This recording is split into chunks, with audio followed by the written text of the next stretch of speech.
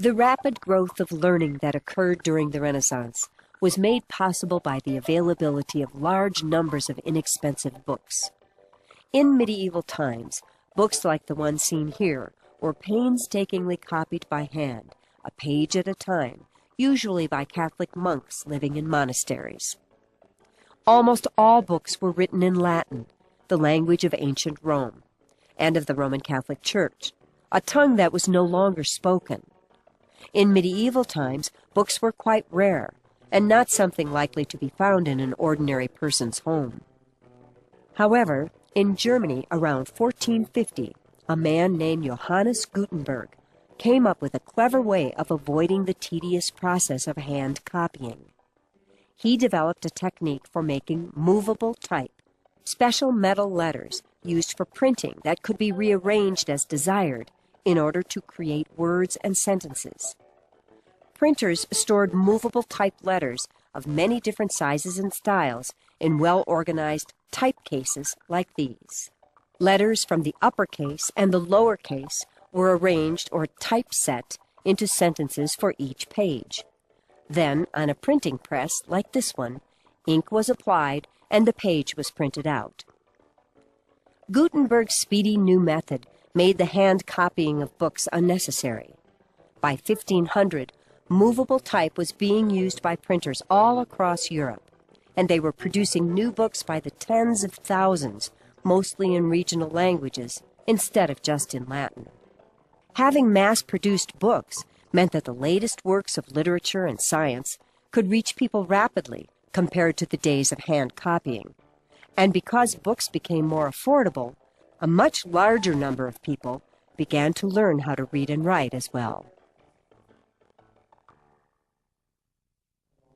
One of the most important Renaissance figures to see his ideas spread by mass-produced books was a German priest and professor named Martin Luther.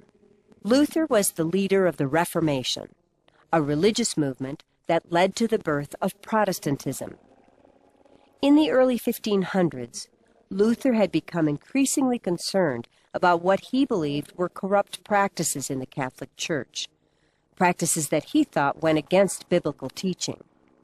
In 1517, he posted his thoughts, called the 95 Theses, to the door of a church here in the town of Wittenberg, Germany, for all to read.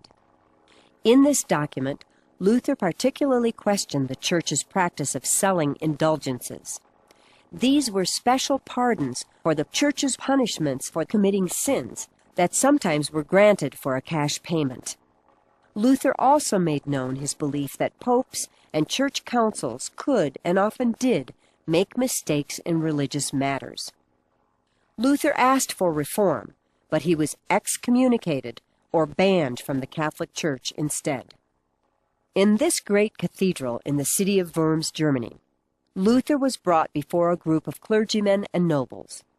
He was ordered to withdraw his proposals for reform. Luther refused to do so and ended up going his own way.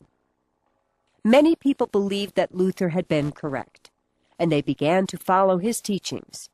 Soon the first Protestant denominations of Christianity, such as Lutheranism and Calvinism, began to form. The Protestants refused to accept the Pope as their leader. They discarded many Catholic beliefs, focused on biblical teachings, and on the development of a more personal relationship with God. The Protestant movement was subjected to brutal repression in certain nations throughout the later part of the Renaissance. It led to immigration and was a major factor in several wars.